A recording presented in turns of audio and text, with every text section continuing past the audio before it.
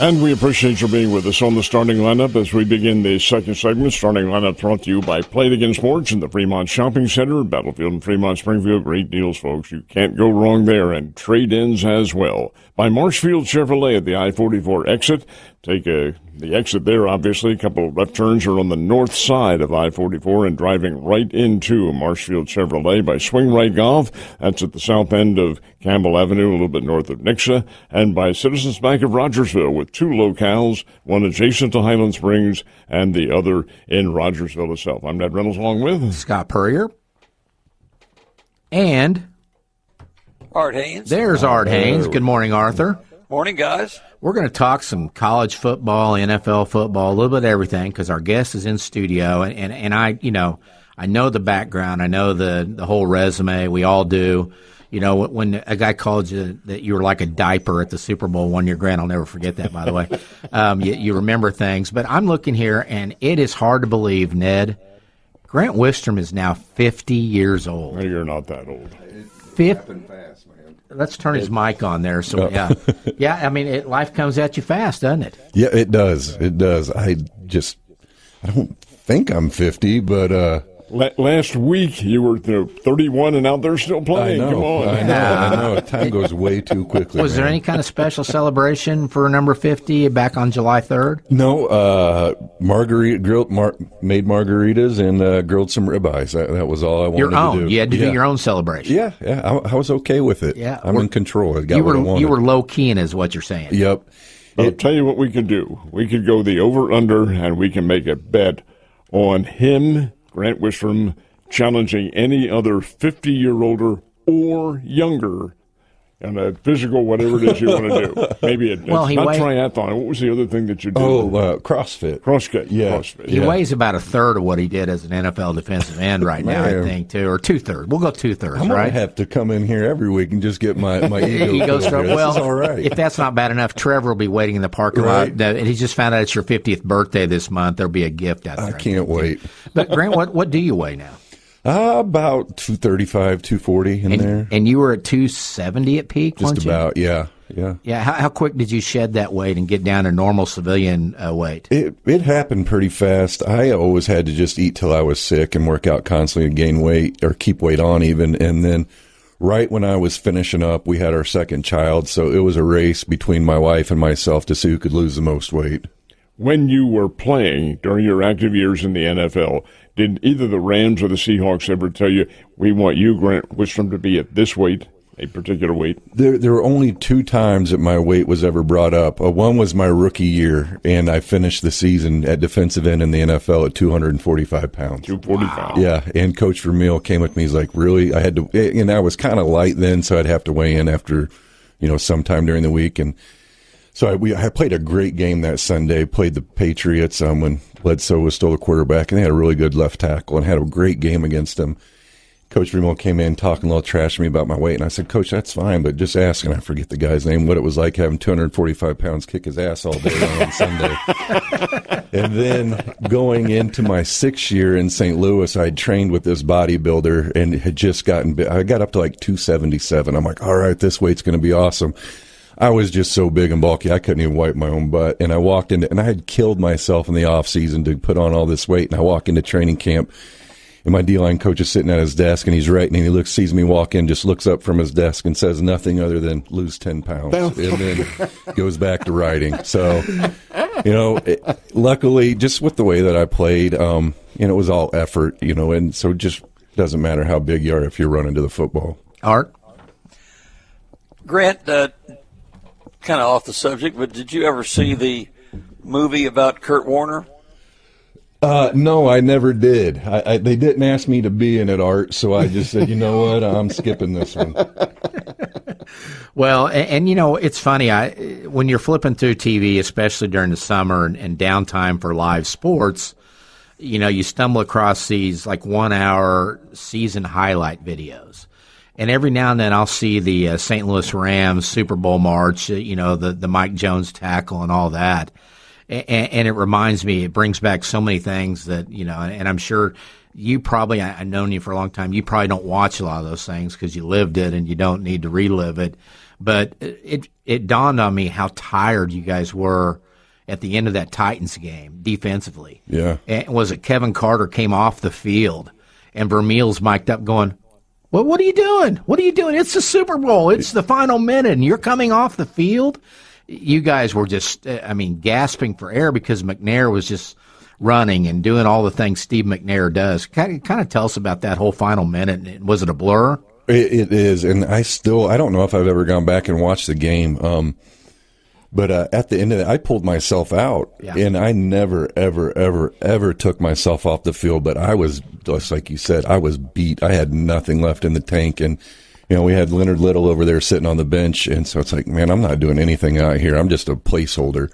So I tapped out and got Leonard in there. But yeah, at the end of that game, we were lucky to hang on.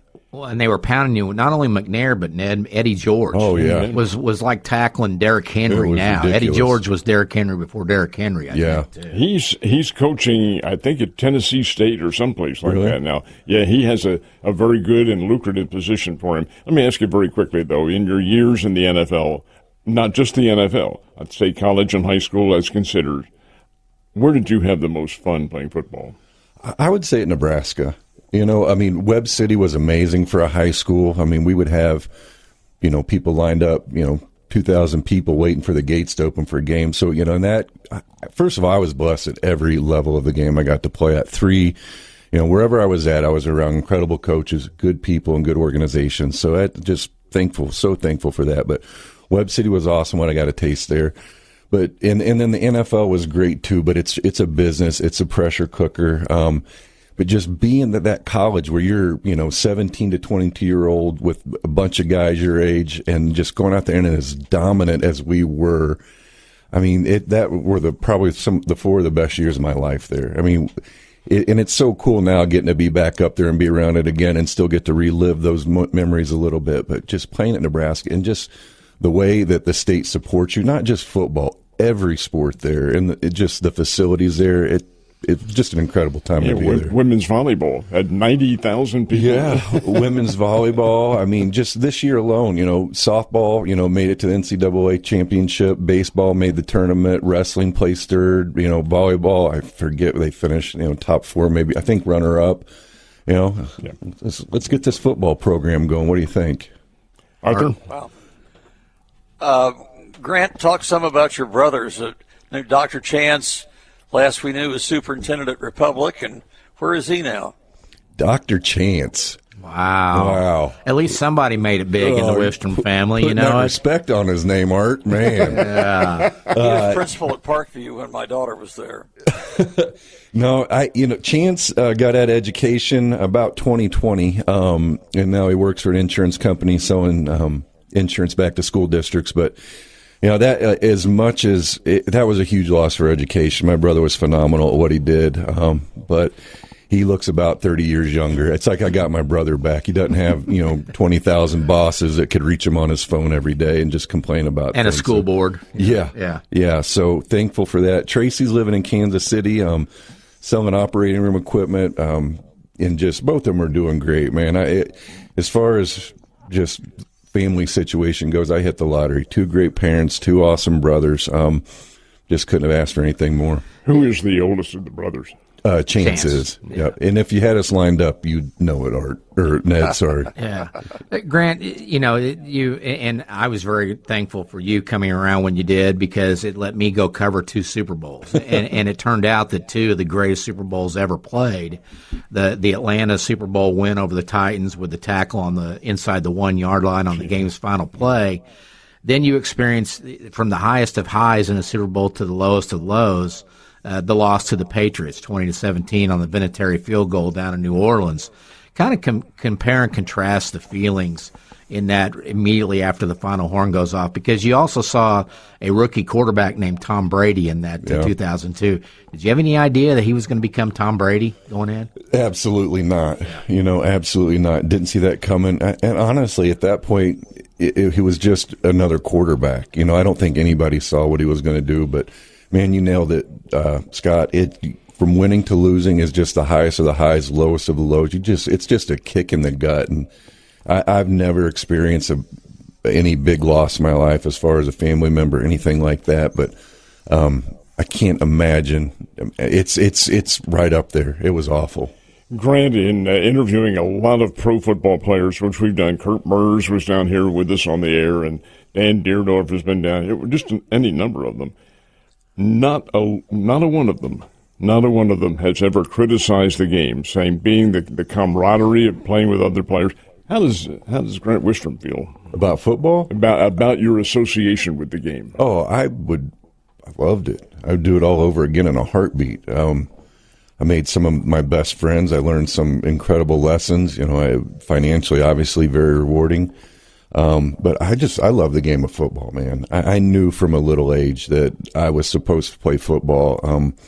Didn't know if it would ever take me to the levels that it did, but I can remember being 7 years old playing tackle football, running off and just being like, "You mean if I hit somebody hard, you're going to cheer for me?" I'm like, "Okay, let's do some more of this." And I needed it in my life, and it's given me everything. I love the game of football. I think it's the greatest game out there. And like I said, do it again if I could. Thank you for saying that too, Art? Arthur. Weren't you hosting a talk show in Lincoln? Yeah, Jason Peter, my old teammate, another black shirt, my old roommate, one of my best friends, and I host a radio show every Tuesday from 4 to 6 in Lincoln on the local sports station. And I guess we're doing all right. They want to, with the season coming up, they're trying to push us to go to 4 days a week, but I don't think I can keep that volume up. I don't know how you guys talk for 2 hours a day or however long you're on. I don't have any problem with it. I've always been able to do that. And didn't you tell me you guys got your hands slapped a little bit by the Husker regime for actually being critical? Yeah. They didn't like the fact that, there's so much going on up there right now, and there's so much focus on everything other than football. And we don't, Jason, as East Coast guy, does not hold anything back at all. And we'd been on the air for about 2 weeks, and we got called into the principal's office. Coach Rhule called us in and just took issue with some of the things we said. We're like, "Coach, we want to win here, promise, more than you do. And the only things that we say are out of love." But he still didn't really appreciate it. Well, Grant, for those who don't know, Grant and family moved to Lincoln here, a couple years ago, I think, or about a year ago? Yeah, into 2024. Yeah, and daughter Charlie is playing soccer for the Nebraska program up there, which I think probably was the impetus for the move. You're back in the area this week because you started a new business venture. Kind of tell us about that. Yeah, we moved. Main reason we moved to Nebraska was for Charlie, our daughter, go up there and annoy her for 4 or 5 more years. But also, we had started a roofing company up there in about 2023, and the plan had always been to bring a branch down. So when I went up there, I started working at the roofing company, and the plan had always been at some point to expand down the Springfield market. And with this last big hailstorm that happened here in Springfield and the area, we pulled the trigger to accelerate the timeline. So we've got an office open down here called Champ Roofing, and it's just, I know there's a lot of bad operators in roofing. Mm-hmm. And so one thing that we try to stress is, we're elevating the standards of roofing. And we go out there. I know we do a great job, and Nebraska's been so good to me, and I know what our company does up there and how well we take care of the people of Nebraska, and excited to bring that same level of service and care down here to Springfield and Ozark, Missouri. There is the key right there, and you are open now. Yes, we are open. Well, and that's such an industry that trust is the big thing, because as you said, we get a hailstorm and there's 50 different companies driving in from out of state to come here, and you don't even know if we don't go up there with them fixing the roof. We don't know if they did anything other than pull some stuff off and put some new on. We don't know how bad it is, and I think that in that industry, it's very key that you believe in and trust who you're dealing with in that. It's crazy, because when I'm in Nebraska, and what I'll do while I'm here in Missouri is I go around and just talk to insurance agents and spread the word and kind of let them know how we operate different. Like, one thing we do, our sales team is salaried, so we're not up there pushing roofs on people. Most roofing companies, their guys are 100% commission. If they see a little bit of damage, you definitely should file a claim. And that's not always the case, because that's going to hurt you as a homeowner and ding your claim history. So, like I said, we just try to do everything as if we're taking care of a family member, and just we'll give you an honest assessment of what's going on your roof. Now, you understand this because you're a business owner, but not all of the advertising's for free. You know that now. Yeah, absolutely. Absolutely. He bought this segment on the show. Yeah, Art. Oh, that's great. Well, Grant, it just does sound like you've kind of lived a charmed life. I mean, you've contributed, obviously, yourself, your efforts and your heart and your passion, but you've hit it on the nail everywhere you've been. I don't know. Wherever I'm at in life, I'm just trying to do the best I can when I'm there, and just good things still just continue to seem to happen for me. And I'm just very thankful for it, and just try to pay that forward to other people. Well, then let's bring up some bad memories for you. We can do that. But training camp around the corner next week for the NFL teams. As a veteran, did you anticipate and like training camp, or as you got older, did you hate training camp? And tell us some stories. So, training camp is a necessary evil. And it's funny because my daughters kind of deal with it on a lesser level now. It's not quite as long, but still, like when time comes around, it's time to show up for camp, she turns into a complete jerk. And my wife said the exact same thing about me. She's like, I can tell when camp's coming. You just kind of turn into a big butthole. But because that's as good as you're going to feel for the next 8 months. Sure. Every day from that day forward, you're just going to feel just worse each and every day. So never really look forward to camp, but kind of when you start getting into that vet mode at camp where, year 5 or 6, what's coming. You've kind of earned your stripes. It does back off a little bit. You can enjoy a little bit more. And camp is fun. We were up in Seattle, and there were a bunch of guys, and they put you up in dorms, the old dorms, like basically a jail cell. And there's a bunch of guys in the dorm room playing some video game at night. And somebody brought a predator call, like a coyote predator call. I don't know if you've ever heard something like that, but it's like a rabbit getting thrown in a meat grinder just squealing. So they're all in there playing video games, and I just snuck in and held that speaker and dropped it in there and slid back out the room and just hit the button. And you should just see, and it's not a bunch of guys that have probably heard a predator call before either. I've been hunting a lot. Just come boiling out of the room. So just dumb stuff like that. You get 80 guys trapped in the middle of nowhere, Iowa or Washington for a month. Crazy. Some weird things are going to happen, but it was always camp sucked, but that part of it was always fun. When you were with the Rams, were you at Western Illinois? Yes. How was that? I didn't mind it so much.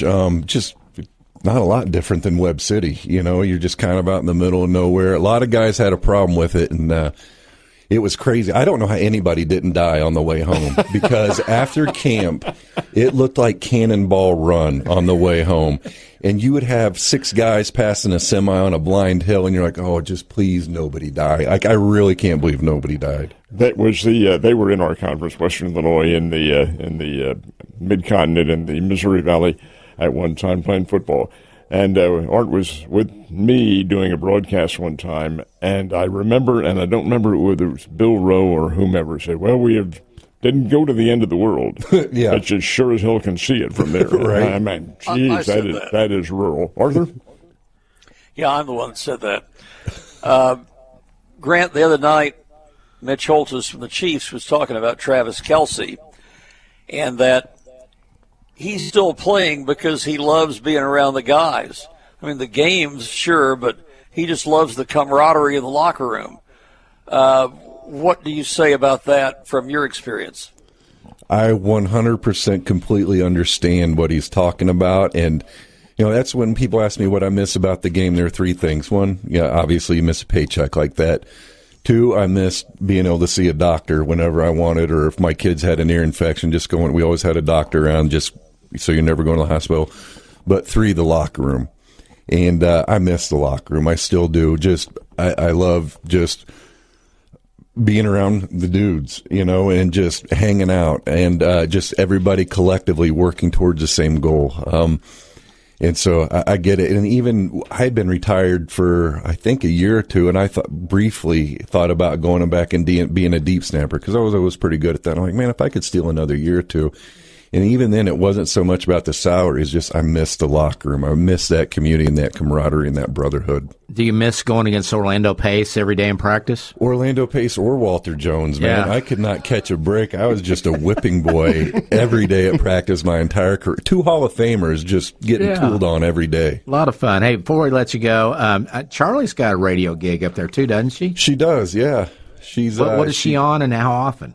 She's on Wednesday nights, I think, from 7 to 8. And she does a show called Peak Performance. She's changed to a sports broadcasting major. So the local radio station there is awesome. They have a lot of athletes on. They take care of them. They do a lot of great programming, too. But the guy that owns it there, DP, is a good man, takes care of the student athletes at Nebraska. And he's given Charlie an opportunity, and she's really enjoying it. Yeah, how does she do? She does pretty good. I have to, we watch her show. You can watch it on YouTube. So every week we give her a critique. Usually it's spit out your gum, But she's like, I'll text her during the shows. Or you can text in. I'll text stupid questions to like make her ask things. She's like, that's for my dad, isn't it? I'm not asking that. So. Hey, Art, who knew? The guy that called me a diaper, all of a sudden his entire family's media members now. Right. Go figure, right? Yeah, that's how it happened. Did you ever think about TV, color? I mean, so many of the former pros go into a studio setting, and you've always been very well spoken and articulate. Did you ever consider that, or were you just done when you were done with football? When I was done with football, I had some opportunities. They wanted me to pay dues. You know what I mean? Start at a high school, work up, and so. But I'm like, man, I don't need it. I don't want it that bad. And then last year, the Big Ten did a nice little piece on Charlie, and they were like, have you ever thought about this? I'm like, yeah, like, let's go. I'd love to do it, but just kind of fell off the table. You coached down here for a little while out at Parkview. Did that ever appeal to you at all? I loved it. I love coaching. I hope one day to be able to do it again, right now with fall and Charlie. But I was just kind of felt like I just had kind of a toe in the water. It just wasn't in a position where my life in places where I felt like I could commit 100% to it. And if you're not 100% in for the kids, especially at the high school level, you're doing them a disservice. So maybe, my kids get a little bit older. I keep saying that. But, they're about done. But right now, Charlie plays in the fall. So, I don't want to miss any of her games for that. So maybe when she's done, I'll get back into it. But I love coaching as much as I did playing. Art, anything else? No, I'm good. Just a pleasure to hear you talk about your career and your life, Grant. That's good to hear your voice, Art, man. I'm glad to talk to you again. Always our pleasure. And did you work? I know you worked a little bit maybe with Glendale and Cooper Roy and maybe Kellen Lindstrom at the time. Yeah, I coached Kellen his senior year there. Okay, that's right. That's right. I'm really excited he's back here in Springfield. I think it's a great spot for him. And get some good tape and, just see what's next for him. But I think he's going to do really well here, and I'm excited for him. Well, he's Grant Wistrom. He's been our guy for football. Every time we need something NFL-wise. Super Bowl champion, and of course, Champ Roofing now here in Springfield.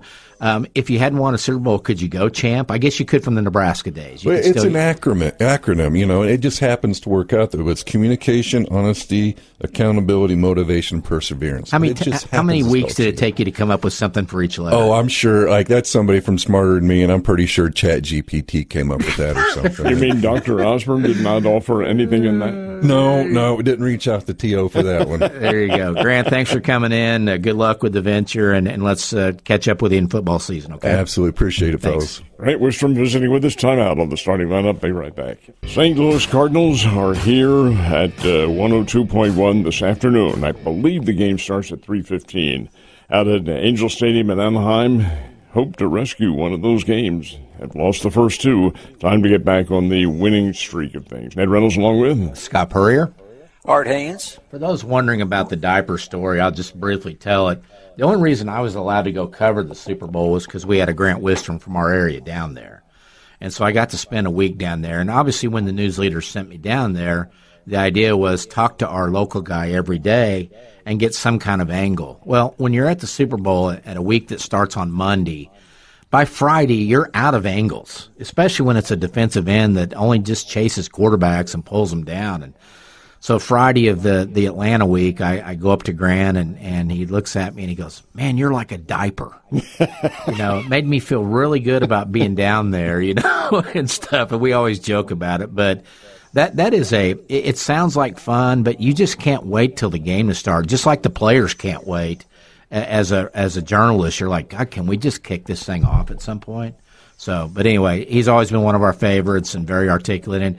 And what do you guys think? I think he would have been good at TV. He would have done a great job. He's very smooth with what he's talking about, very passionate about what he's talking, and that's the big difference, Scott. Because when you love the game as much as he does, and I'm really glad that he put those comments in there personally. It comes through, it articulates, and it resonates with the audience, and he does it. He would have been a very good, and still may be, for that matter, a very good commentator. Arthur? Oh, I totally agree. And it was interesting to hear about him being called onto the carpet by Coach Rhule at Nebraska. Wow. Yeah. I mean, he has no say over what's said on the radio.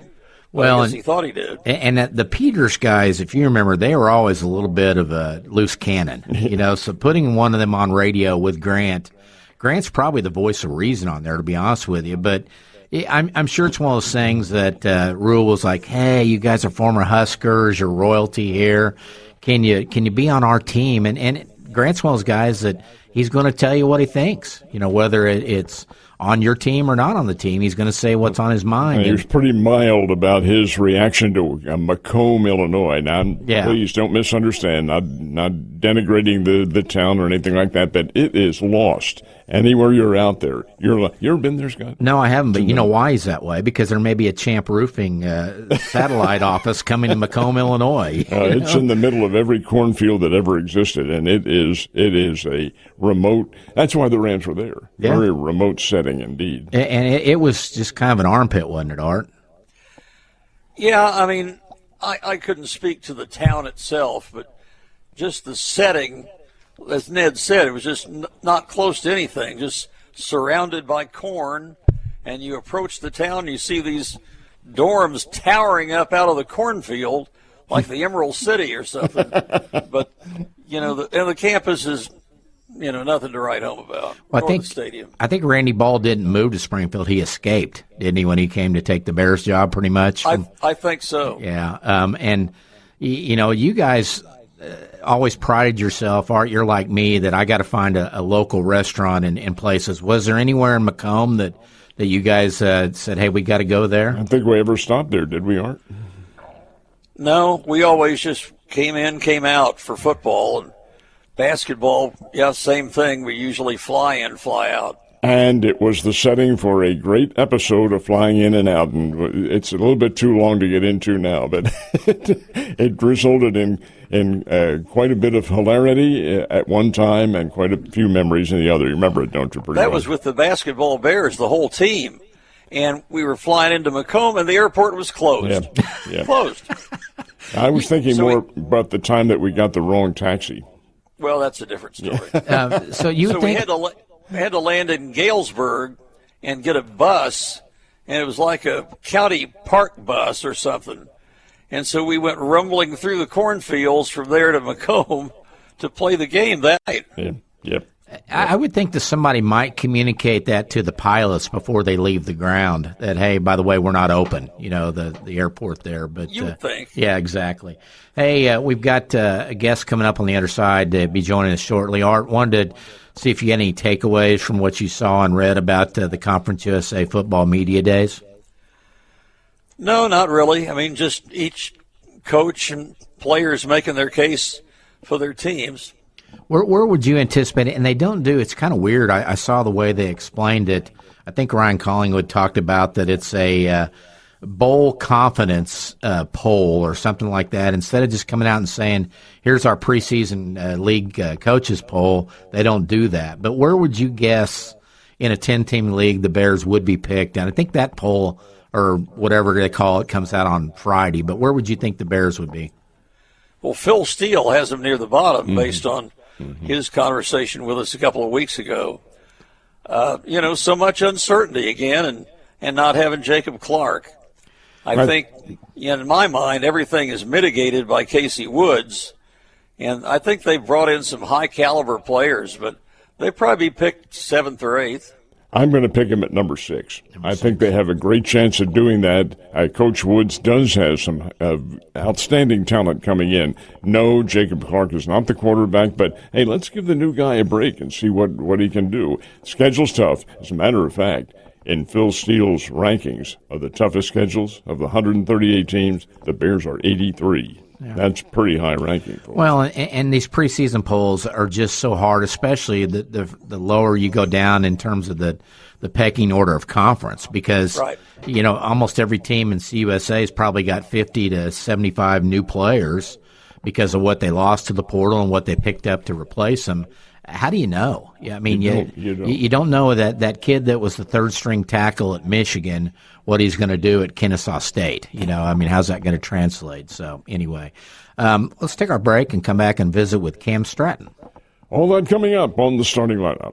And the starting lineup is brought to you by Play It Again Sports, by Citizens Bank of Rogersville, by Swing Right Golf, and by Marshfield Chevrolet. Ned Reynolds with Scott Puryear. Art Hains. All right, we have a special guest here that we all know Grandpa really, really well. He is the grandson of a longtime Glendale and Drury coach Mark Stratton. We welcome in Cam Stratton. And Cam, I'm going to guess that you spent a little time and played against sports growing up, right? Quite a bit. We got a tab going there. So a tab. Put it on our tab there. Well, wanted to bring Cam on, talk about, you had a great run with the Falcons. Went up and had a redshirt year at Johnson County in the Kansas City area.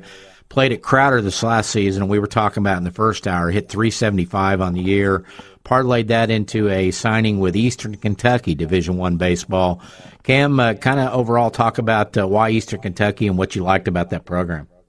So, the recruiting process wasn't it was late for me going into June and July. Had that season, obviously, with Crowder. It was a great season, Went down to Neosho with Lallemand, and he set a standard for me, and it was a great time. I wouldn't take it back for anything. But Eastern Kentucky, the coach is there, second year, head coach. He was an assistant coach at Kentucky, Jan Weisberg. The assistant coach was a hitting coach at Utah, and there's actually a Nixon native on that staff called Andrew Stepp. Okay.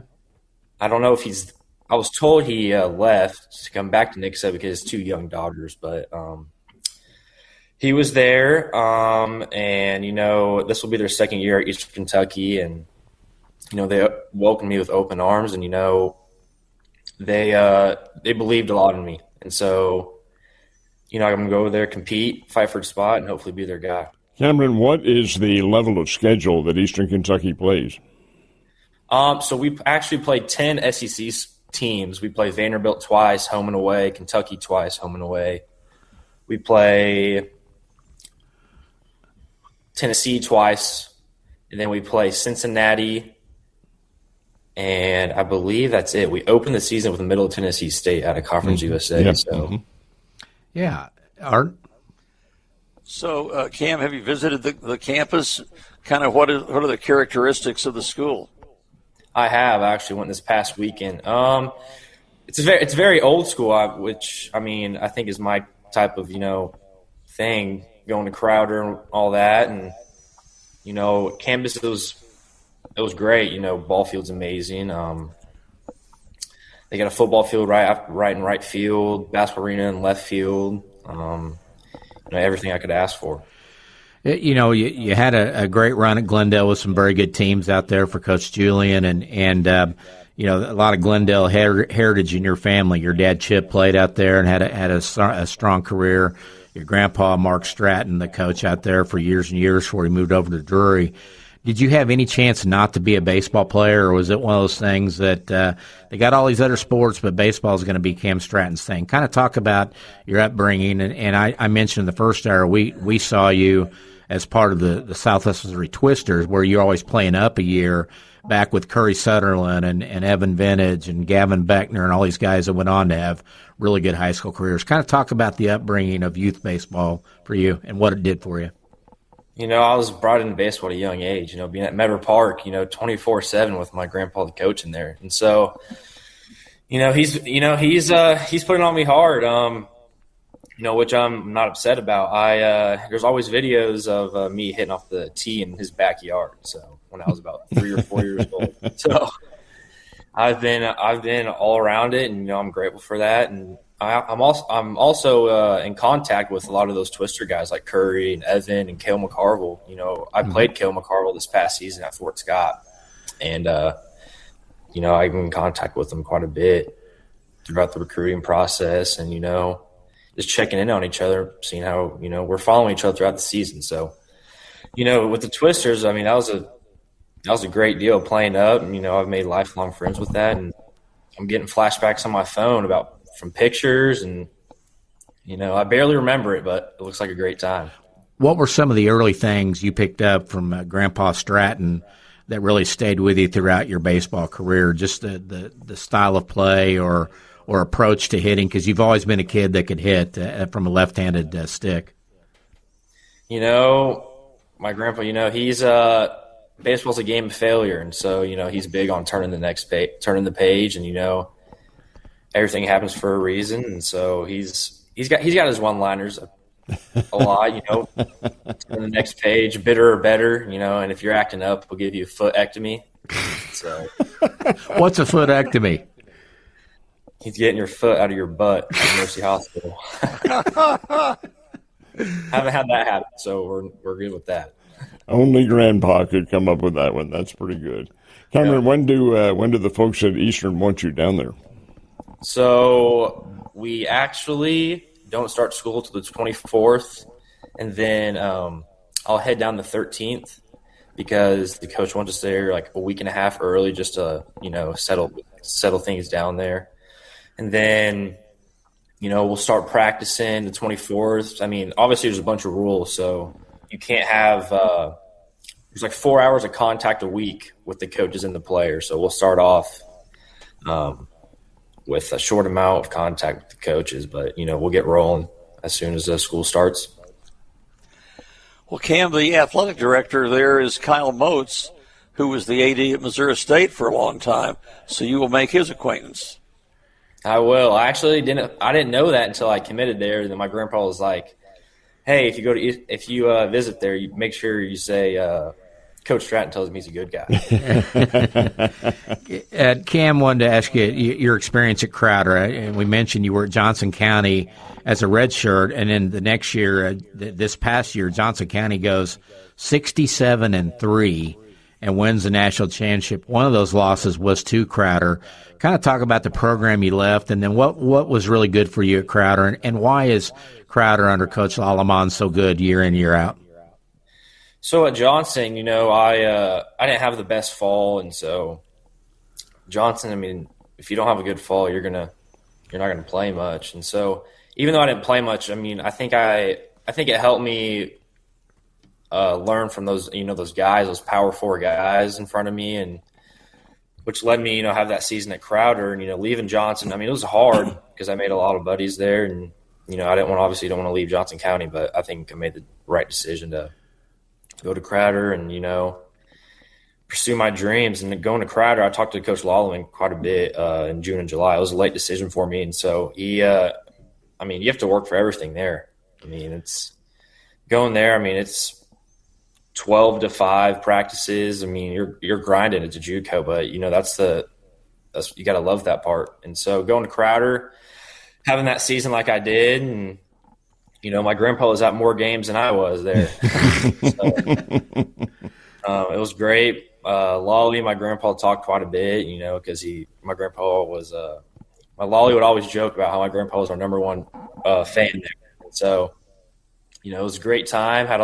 Played with Rylan, obviously, who I'm really close with, going to Angelo State. He's a stud.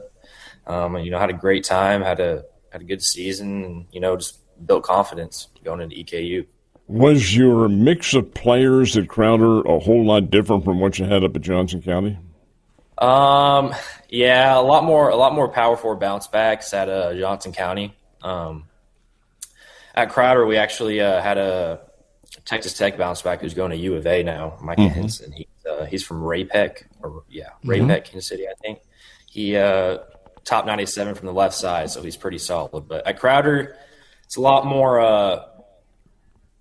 Arkansas, Oklahoma, Missouri guys, and then at Johnson, it's more a lot of in-town what usually happens is the high school players commit to a P4 out of there, then they come back to Johnson County, usually.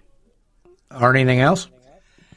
Ken, what's the situation with the team at Eastern Kentucky that you can tell as to how good they are? We actually have a couple. The Johnson County shortstop is going to Eastern Kentucky, and so he's a great ball player. I mean, 21 new incomers. And, we're looking to do damage in the new conference, United. So it should be fun, and have a good time and pursue my dreams. What's this new conference? And I didn't know that either. Yeah, United Athletic Conference. Yeah, it's Little Rock, Eastern Kentucky, UCA. I'll be playing my buddy Mark Ross. From Glendale? Yep. And North Alabama, Tarleton State, UTA, West Florida, West Georgia. This kind of, I didn't even know, Ned, did you know? Yeah, they formed it last year. Did they? Actually, Okay. yeah, it came into being last year, but it's really along the same lines as Sun Belt and Conference USA and so forth and so on. So yeah, it's a pretty good mix. Very good. Well, Cam, before we let you go, I know there's another Stratton in the pipeline. Your little brother Cannon, I hear my neighbor plays against him and with him at times. Just like Curry Sutherland and Jack Sutherland, there's another one coming. What's the scouting report on Cannon? He's much quicker than me and my dad were. I'll tell you that. He can get around. He actually just started football camp, and so he's at running back and safety, and he's a strong kid, and he thinks he's better than me, but it'll take him some time. And you talk about the speed thing, but you were 10 for 10 this last year stolen bases. They can't catch you at Crowder anyway. Yeah, maybe I got a little lucky, but he's coming up on me fast. He's got a good work ethic, and he likes to compete, and so he's got the Stratton name. So before you leave us, give us your favorite Strattonism besides the boot and boot and bud, or what was it? Footectomy. That's probably my favorite one because actually not my favorite one. I've never had one, thank goodness. But my grandpa's done. He's been very helpful throughout the recruiting process, and so he has his one-liners: bitter or better. Next page, footectomy. All of that good stuff. But, my favorite was at Drury. He was the man with the pencil. Man with the pencil. He could change the lineup if he wanted to. If you weren't playing well, then it was going to happen. So, yep. Well, Cam, best of luck to you. We appreciate your time, and we'll catch up with you later on down the road. I appreciate it. Thank you guys for having me on. You bet. Thank you. Cameron Stratton visiting with us. Take a time out on the starting lineup and be right back. And the St. Louis Cardinals will be here shortly after 3 o'clock this afternoon playing their getaway game out in Anaheim against the Los Angeles Angels. Ned Reynolds along with Scott Puryear. Art Hains. We talked about it in the first hour and just now able to get to it, but college football right around the corner, all these media days for football going on last week and this week.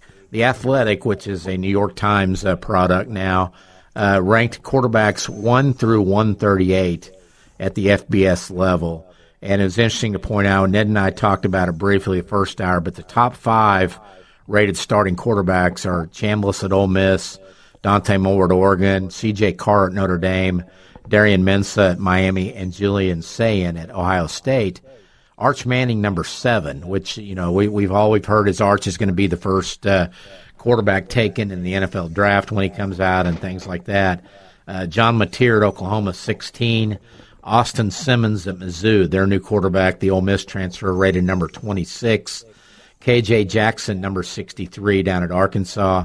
The highest-ranked Conference USA quarterback is the kid from Delaware, number 51. Minicucci, I think, is probably the pronunciation, rated number 51 among the starting quarterbacks.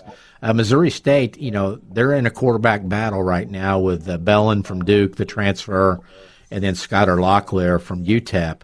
And they've got Locklear as the projected starter here. They rank him number 128 out of 138 and say that a big advantage for him is his former OC at UTEP coming over to be the offensive coordinator at the Bears.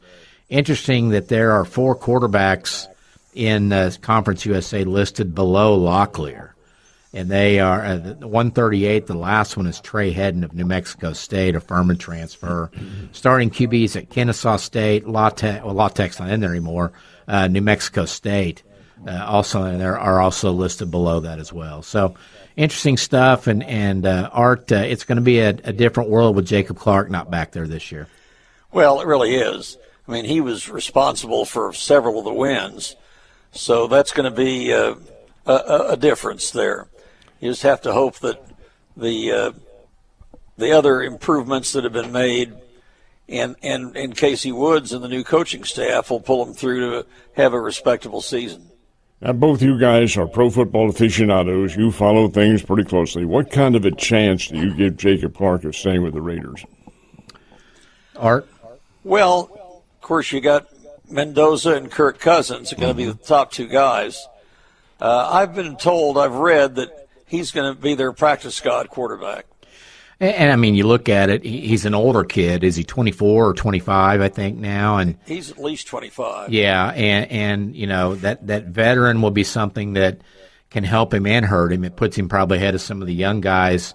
And the 6'5" frame, too, being able to see the field and be that NFL prototype size. But you're right, I think it's going to be how long can I stick? How long can this practice squad thing become maybe an opportunity? Because we see it every year in the NFL that some starter goes down and the backup comes in and we're all going, who? You know, who is that guy? And we got to go Google what college he went to. So if you can hang around at the get-go, you got a chance. And I think that's probably Jacob Clark's MO going in. Wouldn't you agree? Hey, let me throw in a win for the Royals last night again. Yeah. They've won 4 out of 5, and it was hang on last night with Alex Lang. Last 2 times he'd been out there, he'd given up a game-tying home run, 1 out away from a win in the 9th.